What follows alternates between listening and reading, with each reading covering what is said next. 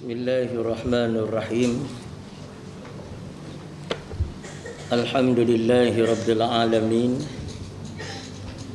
Wassalatu wassalamu ala asyrafil anbiya'i wal mursalin wa ala alihi wa sahbihi wa man da'a bi da'watihi wastanna bi sunnatihi ila yaumiddin.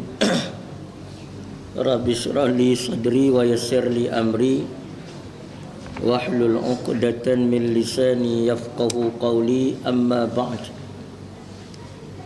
Faqala al-musannif rahimahullahu ta'ala, bismillahirrahmanirrahim.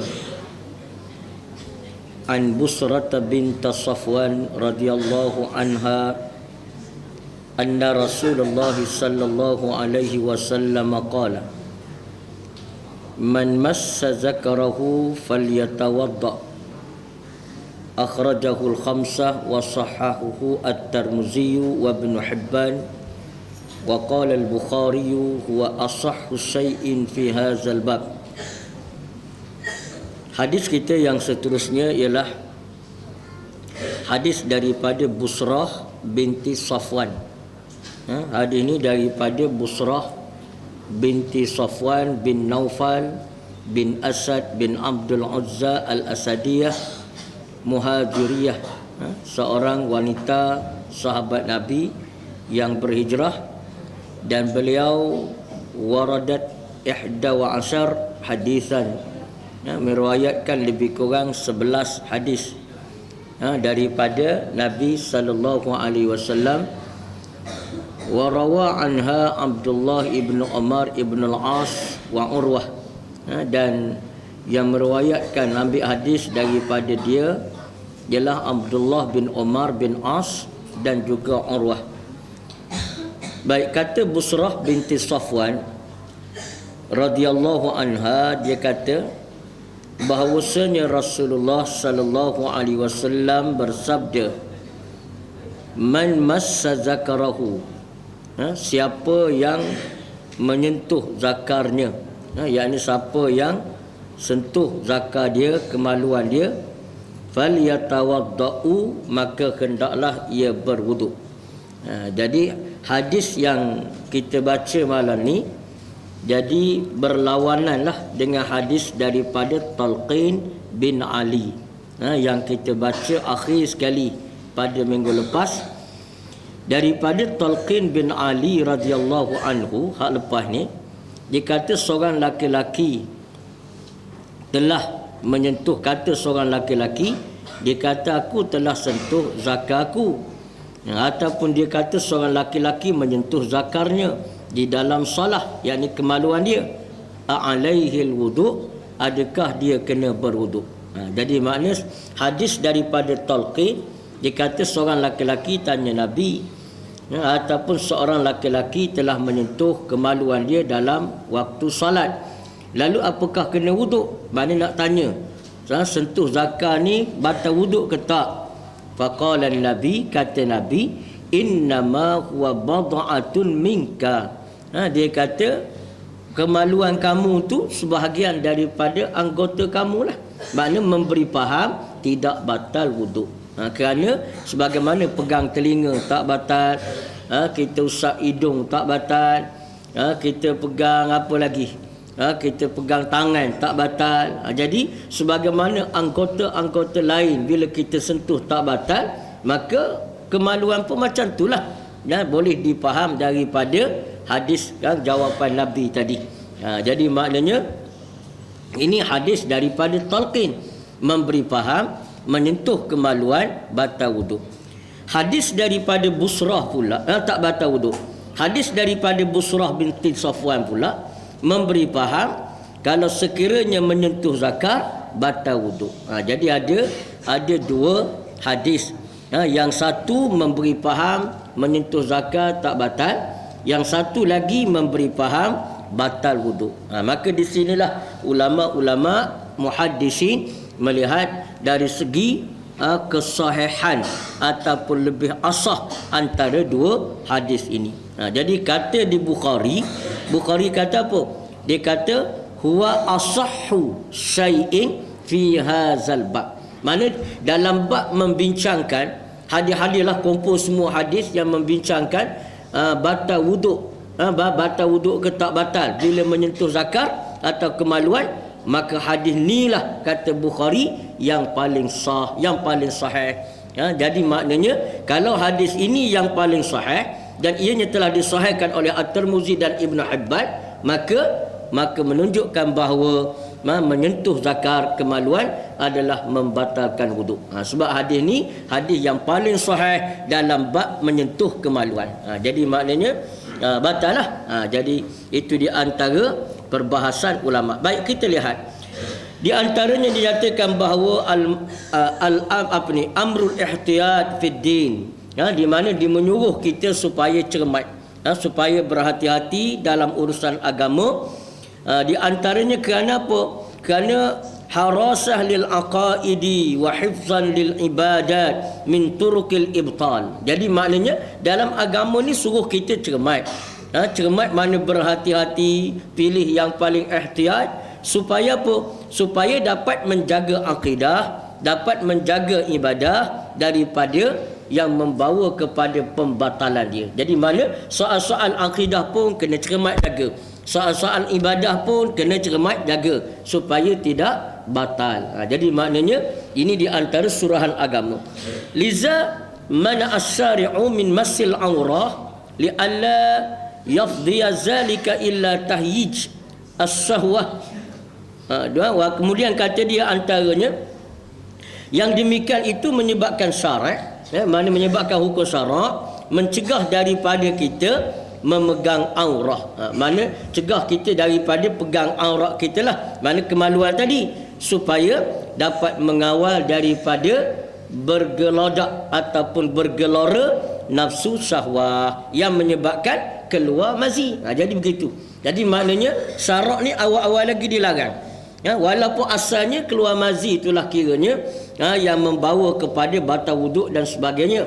Maka ulama-ulama menyatakan bahawa dengan itu memegang kemaluan juga batal, kerana dia membawa kepada keluarnya mazi hasil daripada syahwah. Mana hasil daripada syahwah. Jadi makna tak boleh pegang lah. Jadi maknanya kalau pegang, kalau sentuh, maka batal. Itu dikatakan oleh ulama-ulama yang ihtiyat di dalam bab berkenaan dengan apa berkenaan dengan pegang zakar ni. Maka di antaranya berkata fiqhul hadis, dia kata massa zakara bidunil ha'il bi batnil kafi aw ru'usil asabi' yang qidul wudu. Jadi kata dia ada menyentuh zakar dengan ketiadaan ha'il yang melapik dia. Mana tak ada lapik kain, tak ada lapik kain selimut, saja-saja pegang begitu. Mana misalnya contohnya tengah solat, dia ulur tangan ke celah kilah kain dia, contohnya pegang zakar dia, maka batal. Bikafil bibatnil kafi, dengan batin tapak tangan. Maknanya dengan batin tapak tangan ataupun aurusil asabi' ataupun dengan ujung-ujung jari dia, maka batal, kecuali dengan belakang tapak tangan. Maknanya dengan belakang tapak tangan dia lah, maknanya belakang tangan lah, maknanya garu kot belakang tangan. Maka itu dia antara wa haza mazhabus Syafi'i wa Ahmad wa Malik. Jadi maknanya inilah yang dijalani oleh Imam mazhab As-Syafi'i dan Imam Ahmad bin Hanbal serta Imam Malik bin Anas. Jadi maknanya jumhur ulama mazahib mengatakan batal wuduk apabila pegang zakar, maknanya pegang kemaluan. Cumanya dalam mazhab Hanafi lah yang berlainan sikit berkenaan dengan kerana dalam mazhab Hanafi diberi pegang pada hadis daripada Talqin bin Ali, sedangkan dalam jumhur ulama mazahib lebih mensahihkan hadis daripada Busrah binti Safwan. Jadi maknanya itu di antara hukum dia lah. Jadi dengan tu hukum kesimpulan dia, apabila Imam Bukhari berkata hadis Busrah adalah lebih sahih dalam kumpulan hadis-hadis yang berkait dengan menyentuh zakar, maka kita berpegang menyentuh zakar adalah membatalkan wuduk. Jadi makna dengan syarat tidak berlapik lah. Tak berlapik dengan tapak tangan, lepas tu tak berlapik pula. Kalau berlapik tak apa. Misalnya contohnya dia bungkus zakar dia dengan apa? bungkus dengan toto contohnya, dia pun pegang ke atas, itu tak apa tu. Bungkus dengan kapek ke, bungkus dengan kertas ke, maka tidak menyentuh kulit dengan kulit, maka tidak membatalkan wuduk. Jadi makna itu di antara perbahasan dia. Sebab itu Imam As-Syafi'i rahimahullahu taala menyatakan bahawa menyentuh perempuan ajnabiyah dengan laki-laki yang ajnabi yang boleh kahwin, maka batal juga wuduk apabila tersentuh kulit dengan kulit. Kenapa? Membawa kepada syahwah. Jadi membawa kepada syahwah dan mengganggu ketenangan dalam kita beribadah. Walaupun begitu adalah pandangan ulama yang lain sebagaimana yang kita telah sentuh sebelum daripada ini. Baik.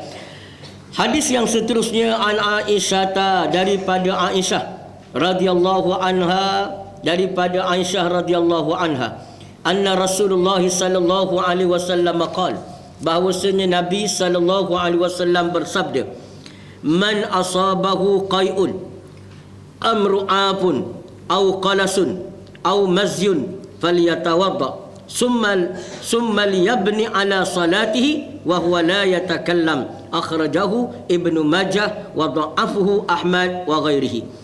Baik, hadis daripada Aisyah radhiyallahu anha bahawasanya Nabi sallallahu alaihi wasallam bersabda. Inilah masih lagi dalam bab nawaqidul wuduk, perkara-perkara yang membatalkan wuduk. Baik, berkata Aisyah, dia kata Nabi bersabda, man asabahu qai'un, barang siapa dikenakan atau didatangi muntah, muntah yang keluar daripada maidah, daripada dalam perut dia, au ru'afun, ataupun berdarah hidung, maknanya tiba-tiba keluar darah daripada hidung, au qalasun, ataupun keluar macam kahak je daripada mulut dia, makna dari muntah juga, dia panggil muntah kecil, daripada dalam mulut, bukan daripada maidah. Macam kita muntah besar ni keluar daripada dalam tu, ni daripada mulut saja. Au mazyun, ataupun dikenakan mazi, ataupun keluar mazi, falyatawadda, maka hendaklah ia berwuduk. Ini maknanya kata Nabi SAW, siapa muntah, siapa yang keluar darah ke hidung, siapa yang keluar kohak lah daripada mulut dia, kohak yang makna dalam bentuk muntah yang kecil, ataupun orang panggil apa daripada mulut ni, jeluak dia panggil, ada kan? Daripada maknanya daripada halkum kita ni keluar balik. Jadi mana au mazyun, ataupun keluar mazi, sambil-sambil tengah solat tiba-tiba keluar mazi, meleleh ke celah keting contohnya, maka falyatawaddau, maka hendaklah dia berwuduk. Jadi makna dalil menunjukkan apa? Dalil menunjukkan batal, menunjukkan bahawa batal wuduk. Tetapi kata Nabi, summa liyabni ala salatihi wa huwa la yatakallam, mana kalau satu orang tu tengah semayang lah, makna dia ni tengah solat, tiba-tiba dia muntah, maka kata Nabi, muntah batal lah wuduk. Tetapi dia boleh pergi ke qalah, lepas tu dia berwuduk, lepas tu dia datang balik, dia sambung semula solat tadi. Maknanya falyabni ala salati, dibina di atas solat tadi. Mana katalah dia pada rakaat kedua, tengah rakaat rakaat kedua, maka banyak sangat contohnya dia pun muntah, maka bila dia muntah, maka ketika dia muntah ni tadi, maka batal wuduk. Dia pun pergi mengambil wuduk, dia datang semula, dia sambung rakaat tadi pada rakaat yang kedua. Itu maknanya kata satu hadis Nabi, wa huwa la yatakallam, dengan syarat dia tak bercakap. Dia tidak bercakap kerana percakapan membatalkan solat. Jadi dia pun keluar daripada masjid, ambil wuduk dengan tak bercakap dengan siapa-siapa, datang sambung balik. Itu kata Nabi. Akhrajahu Ibnu Majah, dan hadis ini dikeluarkan oleh Ibnu Majah, wa dha'afuhu Ahmadu, tetapi didhaifkan oleh Imam Ahmad wa ghairihi, dan selain Imam Ahmad. Maknanya ulama-ulama mazhab lain selain daripada antaranya Imam Ahmad menyatakan hadis ini dhaif, menyatakan hadis ini dhaif. Tapi walaupun begitu, mari kita tengok berkenaan dengan hadis ini. Tahaddasa sayyidatu Aisyah radhiyallahu anha, telah meriwayatkan hadis oleh Sayyidah Aisyah radhiyallahu anha, anna Rasulullah sallallahu alaihi wasallam akhbara Kata Sayyidah, kata di Siti Aisyah. Sayyidah ni Siti lah. Kata Siti Aisyah, Aisyah dia kata apa? Bahawasanya Rasulullah sallallahu alaihi wasallam akhbara, memberi tahu, bi anna man kharaja minhu qai'un aw ru'afun aw qalasun aw mazyun wa huwa fi salatihi faly'ud al-wudu. Maka kata dia Aisyah, Nabi beritahu barang siapa yang keluar muntah yang besar, mana muntah daripada dalam perut dia, ataupun keluar darah ke hidung, ataupun muntah kecil jeluak tadi, au mazyun, ataupun keluar mazi, wa huwa fi salati, sedangkan dia dalam salat. Sedangkan orang ni duduk dalam salat, maka hendaklah dia mengulangi wuduknya. Maka hendaklah dia mengambil wuduk. Wa ma afadahu al-hadis min bina'i ala salati ba'da al-khuruj minha wa i'adatul wudu' haitsu lam yatakallam fihi khilafun. Jadi kata dia, mana faedah faham kita daripada hadis ni? Maka daripada perkataan membina, dia kena bina atas solat tadi selepas daripada keluar mengambil wuduk, maknanya wa i'adatul wudu' haitsu la yatakallam, dengan makna dia keluar ambil wuduk, dia tidak bercakap dengan siapa-siapa. Jadi dia datang sekarang, dia sambung balik solat dia di tempat yang dia muntah tadi, di tempat mana terputus kerana dia muntah tadi. Ini maknanya ambil daripada hadis ini. Tetapi kata di pengarang Ibanah, dia kata apa? Fa fihi khilafun, padanya terdapat khilaf, perbezaan pendapat di kalangan ulama. Jadi maknanya hukum asalnya daripada Aisyah. Jadi sebab tu kita Nabi kata bersambung balik solat tadi. Sebab tu hadis ni kita kena belajar banyak hadis. Banyak hadis. Dahlah belajar banyak hadis, lepas tu kena faham pula pengkuraian bagi setiap hadis. Jadi dia tak boleh pergi beli buku berasa nak belajar hadis. Pergi beli buku kat kedai buku, cari berjumpa buku hadis, kitab hadis, balik baca seorang. Jadi nak pula hadis itu pula hadis-hadis yang dia dimuatkan satu-satu hadis saja, tidak mempunyai banyak hadis dalam satu bab. Jadi menyebabkan kita rasa itulah satu-satunya hukum, tak ada dah hak lain. Jadi mana perlu kepada pengkajian, pembelajaran yang banyak. Jadi mana banyaklah kena belajar. Mana kena belajar Sunan Sittah, kitab hadis sahih, yang 6 tu kena belajar perhabis. Baik, fa fihi khilafun, maka padanya ada khilaf. Qala Malik, berkata Imam Malik, wa Abu Hanifah, berkata Imam Malik dan Abu Hanifah, dia kata annahu yabni wala tufsidu salatuhu bisyarti alla yaf'ala mufsidan kama asara ilaihi al-hadisi biqaulihi la yatakallam. Berkata Malik dan Abu Hanifah, dia kata bahawasanya dia dibina balik. Dia kena, bila dia muntah, dia pergi ambil wuduk, dia balik, dibina di atas solat asal dia tadi. Mana kena sambung balik solat dia. La tafsudu salatu, maka tidak merosakkan solat dia. Mana solat tadi tak rosak. Kata Imam Ahmad dan Abu Hanifah, kata Imam Malik dan Abu Hanifah, dengan syarat alla yaf'ala mufsidan, dengan bahawa dia tidak melakukan benda yang merosakkan solat, kama asyara ilaihi hadis, sebagaimana yang diisyaratkan oleh hadis. Nabi kata la yatakallam, dengan syarat dia tak berkata-kata. Mana kalau dia berkata-kata, rosaklah solat. Tapi kalau dia tak melakukan perkara yang merosakkan solat, cukup memada dengan dia sambung balik di tempat mana tadi solat dia terputus, disebabkan kerana keluar darah ke hidung, kerana muntah, ataupun kerana keluar mazi. Jadi maknanya itu pegangan daripada Abu Hanifah dan Imam Malik. Wa qala Syafi'i, berkata Imam Asy-Syafi'i fi akhir qaulihi, pada akhir katanya, wa Ahmad, dan juga kata Ahmad. Wa qala Syafi'i fi akhir qaulihi, ni maknanya berkata Imam Asy-Syafi'i pada pendapatnya yang terakhir, iaitu kaul jadid. Dulu ada kaul qadim. Kaul qadim dulu boleh jadi Imam Asy-Syafi'i berpendapat sama dengan Imam Abu Hanifah dan Imam Malik.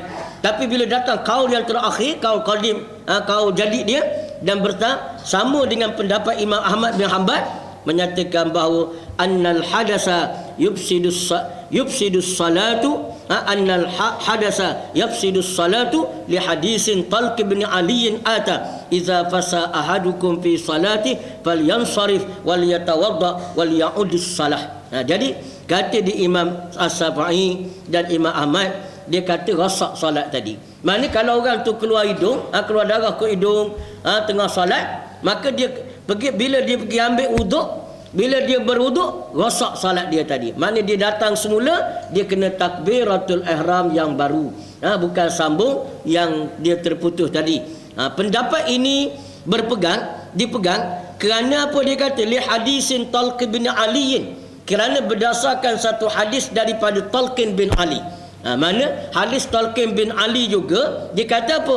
Nabi kata, iza fasa, apabila kentut ahadukum seseorang kamu fi salati, di dalam salat, falyansarif, hendaklah dia berpaling.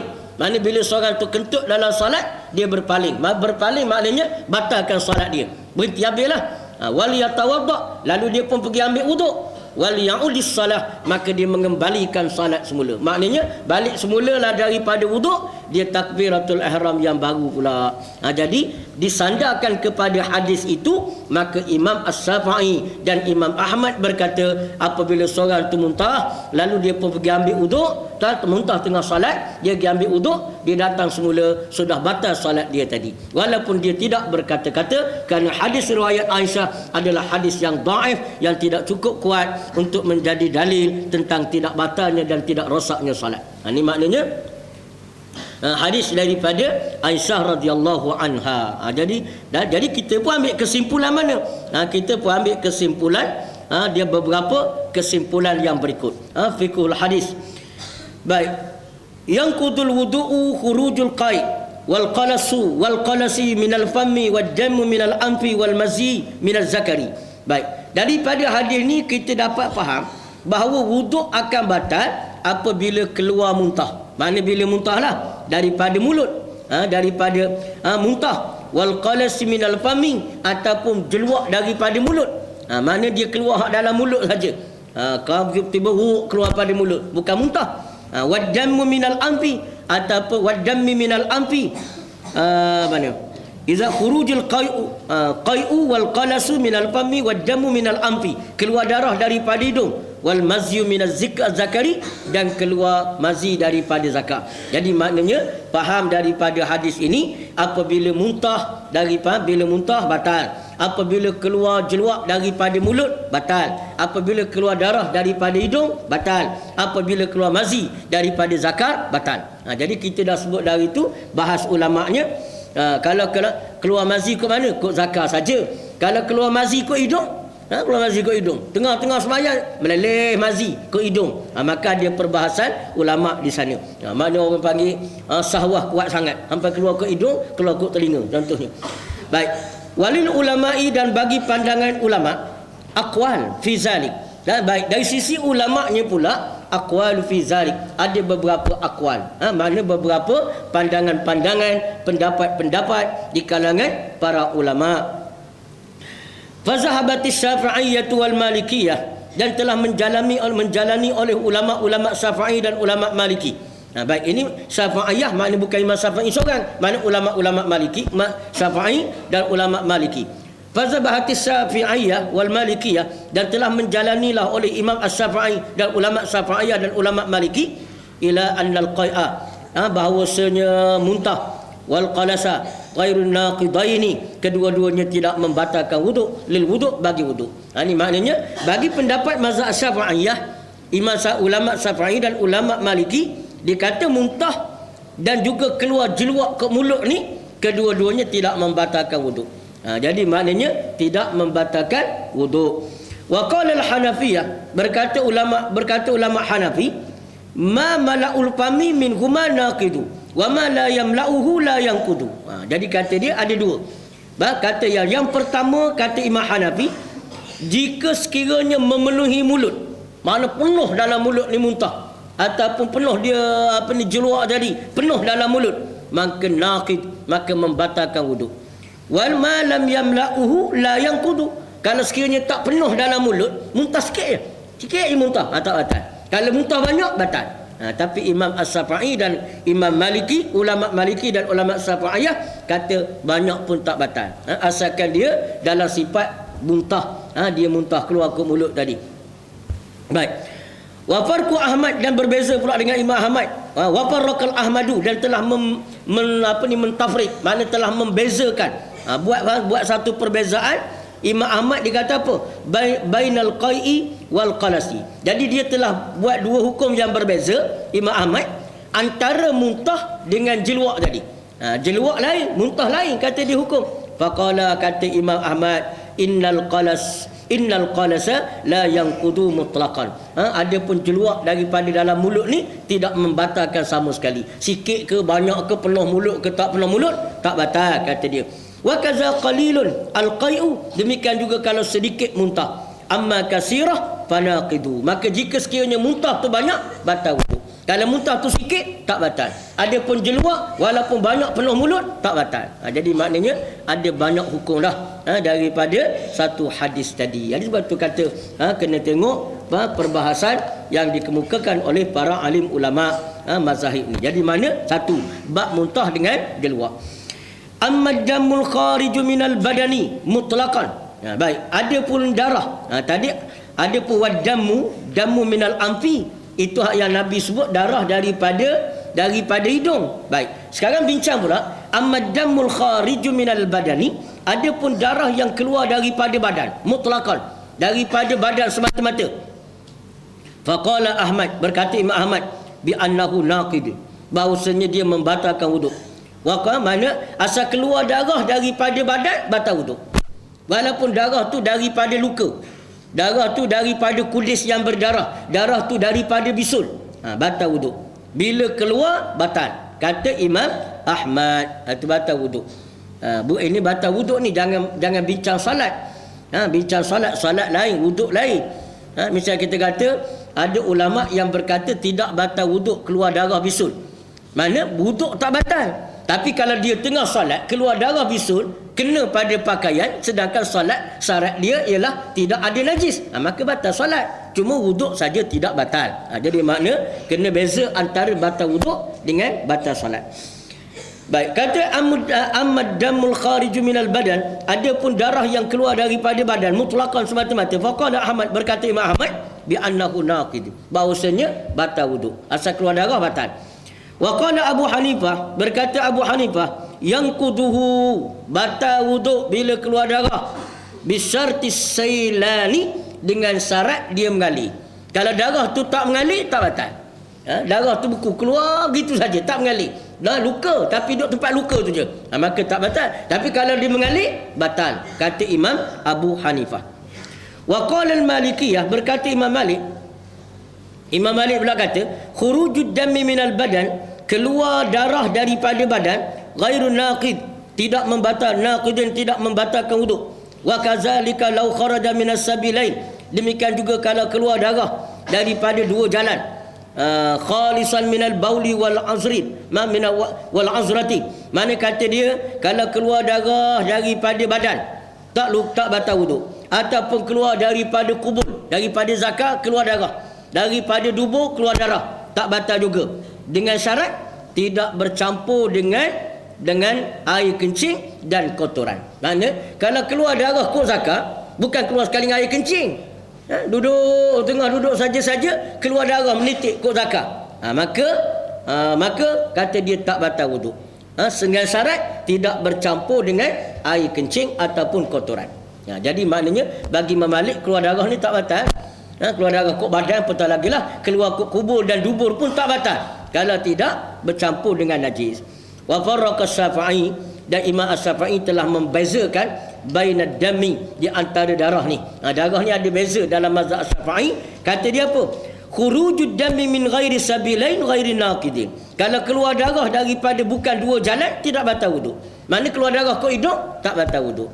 Keluar darah gusi, gusi tiba-tiba berdarah keluar ke mulut, tak batal. Keluar darah kok luka, tak batal. Tengah semayang, orang pergi panah dia, keluar darah, tak batal. Maknanya dia keluar darah daripada ghairis sabilaini ghairun naqid. Jadi maknanya maka bila keluar darah daripada dua jalan, selain daripada dua jalan, maka tidak batal. Ammal khurujuhu minas sabilaini fanaqidul lil wudu, maka jika darah tu keluar daripada salah satu daripada dua jalan, sama ada keluar kok dubur ataupun keluar kok kubur dan zakar ataupun faras, maka membatalkan wudu. Ini makna ada beza. Jadi itu dia antara perbezaan di kalangan ulama tadi. Jadi makna kata di Imam Ahmad, dia kata tak batal sama sekali, keluar darah. Asalkan dengan syarat tidak mengalir. Kata Malik pula, jika darah tu keluar selain daripada sabil lain, maka tak batal. Kalau keluar kok sabil lain, tubuh ataupun kubul, tengok dulu. Kalau bercampur dengan najis, batal. Tak campur dengan najis, tak batal. Imam As-Syafi'i pula bagi dua. Kalau sekiranya darah selain pada sabil lain, batal. Kalau tak batal. Kalau dari melalui sabil lain, walaupun tak campur ke, walaupun campur dengan najis, maka tetap membatalkan wuduk. Jadi maknanya itu di antara pandangan-pandangan ulama berdasarkan kepada hadis riwayat Aisyah ini. Ammal mazyu adapun mazi, faqad intafaqal jumhur ala naqdil wudu' bi khurujih.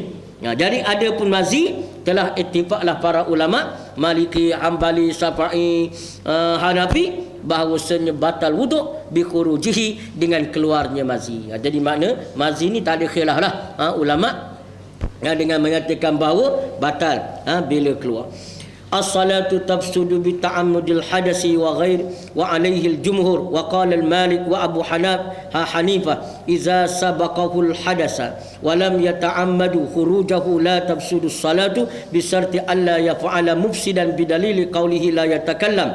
Wa qala Syafi'i wa Ahmad innal hadasa mawjibul istinaf as-salah wastadalla bi hadisin idza fasa ahadukum fi salati falyansarif liyatawadda wal ya'ud as-salah. Jadi maknanya di sana berkenaan dengan perkara yang membatalkan hadas, yang membatalkan salat ni, ada yang membatalkan wuduk ni, ada perbezaan di kalangan ulama. Berpendapat Imam Malik dan Abu Hanifah, dan dia kata sekiranya berlakunya hadas bukan dengan sengaja, lam yata'ammadu, mana lam yata'ammad, mana tak sengaja dia keluar, maka tidak membatalkan salat tadi, bahkan pergi ambil wuduk sambung balik. Macam muntah tadilah, mana muntah tak sengaja, bukan sengaja batalkan hadas, bukan sengaja menghadaskan, membatalkan wuduk, tapi terbatal dengan sendiri tadi, maka pergi ambil wuduk, datang sambung semula salat. Tapi Imam As-Syafi'i dan Imam Ahmad berkata walaupun hadas ni bila berlaku sama ada sengaja ke tak sengaja, maka dia memutuskan salat. Mana pergi ambil wuduk, datang takbiratul ihram semula lil istinafis salah, makna dia kena mempermulakan salat balik. Wastadalla bi hadisin, dan mereka mengambil dalil daripada hadis yang kata iza fasa'adukum fi salati falyansarif wal yatawadda wal ya'udis salah. Maknanya Nabi kata bila kamu kentut, kentut ni tak kira sengaja ke tak sengaja. Sengaja teran, kentut berasa nak kentut, kita pun teran, teran keluar, batal wuduk. Ataupun tak sengaja, tiba-tiba keluar, jadi batal juga. Kenapa? Kerana dia merupakan perkara yang membatalkan solat, maka membatalkan wuduk. Falyansarif, maka hendaklah kamu berpaling, berhenti daripada salat, wal yatawadda, dan kemudian berwuduk, wal ya'ud, yang makna wal ya'udis salah, maka hendaklah mengembalikan semula salat. Mana kena takbiratul ihram semula. Jadi makna itu di antara hukum yang dikeluarkan daripada hadis Aisyah radhiyallahu anha, di mana yang kita sebut dan kita belajar pada malam ni. Baik, an Jabir bin Samurah radhiyallahu anhu anna rajulan sa'ala an-nabi sallallahu alaihi wasallam atawadda'u min luhumil ghanam qala in syi'ta qala atawadda'u min luhumil ibil qala na'am akhrajahu Muslim. Jadi maknanya hadis yang berikutnya yang terakhir pada kita pada malam ni, hadis daripada Jabir bin Samurah. Hadis ini daripada Jabir bin Samurah radhiyallahu anhu anna rajulan, seorang laki-laki sa'ala an-nabi, bertanya kepada Nabi, dia kata atawadda'u min luhumil ghanam, adakah saya kalau makan daging sekiranya saya makan daging kambing, kambing biri-biri, adakah batal wuduk? Kena berwuduk ke? In syi'ta, qala, kata Nabi, in syi'ta, kalau kamu nak berwuduk boleh lah. Maknanya nak menggambarkan bahawa makan daging kambing ni ada kalanya ulama kata batal wuduk, ada kalanya tidak. Maka Nabi kata in syi'ta, kalau kamu nak berwuduk, wuduklah. Maknanya menunjukkan tak batal, cumanya adalah sunat berwuduk selepas makan daging kambing. Ini makna hadis ni. Qala, berkata lagi, atawadda'u min luhumil ibil. Laki-laki itu tanya lagi, kalau saya makan daging unta, macam mana daging unta? Lepas makan daging unta nak berwuduk tak? Naam, kata Nabi, ya, kamu kena berwuduk. Maknanya di sana setengah ulama berkata makan daging unta membatalkan wuduk. Ini makna Akhrajahul Muslim, hadis riwayat daripada Muslim. Ini panjang cerita dia dalam Sahih Muslim yang disarahkan oleh Imam An-Nawawi rahimahullahu taala. Maka kesimpulan di antaranya Imam Sahibu Ibanah, pengarang kitab Ibanah kita ni, dia buat huraian sikit. Di antara kata dia apa? Dia kata liluhumil ibil zahwamah sadidah wassalatu mawqifu munajati wat tathhir. Kata dia, ada pun bagi daging unta, daging unta ni dia kata bau lemak dia bersangatan. Mana unta ni bersangatan bau dia. Mana bau unta lain kuatlah, kuat bau. Oleh kerana dia kuat, sedangkan solat adalah bermakna kita menegakkan solat di atas munajat, nak bermunajat kepada Allah dan nak menyucikan diri dan hati kita kepada Allah. Falihaza, maka dengan sebab itu aujabus syari' telah mewajibkan oleh hukum syarak. Allah mewajibkan mana? Syari'u al-wudu', mewajibkan wudu' min akliha, daripada sebab memakannya, yakni memakan daging unta. Jadi oleh kerana tujuan solat ni nak munajat, tujuan solat nak pembersihan, maka bila seorang tu makan daging unta, sedangkan daging unta ni kuat bau dia, mana bau yang hamihnya lagi dengan kuat bau dia, maka syarak, hukum syarak mewajibkan, kata ulama, mewajibkan berwuduk apabila telah memakan daging unta. Baik. Bi khilafi luhumil ghanam, bersalahan dengan daging kambing. Daging kambing lain, falaisat tahtawi ala tilka dusumah. Kenapa? Kerana bahawasanya daging kambing tidak mengandungi lemak yang sangat busuk. Tak ada. Daging kambing dia ada lemak lebih kurang. Jadi kalau makan tak kuat sangat bau. Jadi sebab itu tidak diwajibkan berwuduk. Adapun daging unta diwajibkan berwuduk. Falamma taqarraratil ahkamu wa sabatatil usulin nazafah fil Islam, nasakha syari' al-wudu' mimma massatin nar wa bihaza akhadha aksarul a'immah. Baik. Kata dia falamma taqarraratil ahkam, apabila hukum syarak ni telah taqarrar, makna telah berdiri kukuh. Dulunya banyaklah. Sebab tu kalau kita tengok dalam hukum syarak, kita belajar tentang tarikhut tasyri'. Contohnya di antara tentang sejarah hukum-hukum syarak ni, jadi banyak benda yang pada awalnya pada awal Islam lain, pada akhir dahala ke hujung lain. Jadi mana berubah hukum. Berubah hukum ni berdasarkan kepada golongan Islam, masyarakat Islam tu telah pun kukuh dari segi kedudukan mereka, ilmu pengetahuannya dan budayanya. Jadi mana berbeza hukum. Antaranya apa? Dia kata falamma taqarraratil ahkamu wa sabatatil usulun nazafah, apabila telah sempurna kukuh dah hukum hakam, melihat kepada situasi masyarakat pun dah berilmu, dah kukuh dah akidah dan keyakinan mereka, maka menetapkan usul dan menetapkan usul nazafah, kesucian fil Islam, dalam Islam, maka nasakha syari', maka telah menasahkan oleh syari' al-wudu' dengan berwudu' mimma massatin nar, dengan menasahkan hukum wajib berwuduk bagi makanan yang disentuh oleh api. Jadi makna pada asal dulu makan daging unta kena wuduk lah. Tapi lepas pada itu datang hukum syarak menasahkan, membatalkan hukum lepas. Kenapa? Kerana setiap makanan yang disentuh oleh api, maka dia telah menjadi suci. Mana tak buruk, tak busuk dah bau dia. Mereka makan mentah. Sebab tu ada beza makan bawang mentah dengan makan bawang masak. Jadi saat mana bila makanan itu telah disentuh oleh api, tak perlu lagi berwuduk, walaupun dia busuk. Jadi maknanya tidak perlu lagi berwuduk. Mana tak adalah tuntutan sunat wajib wuduk ke, tak ada. Kalau dia sudah pun disentuh oleh api. Wa bihaza akhadha aksarul a'immah, dan inilah yang dipegang oleh sebahagian besar ulama-ulama, imam-imam besar dalam mazhab.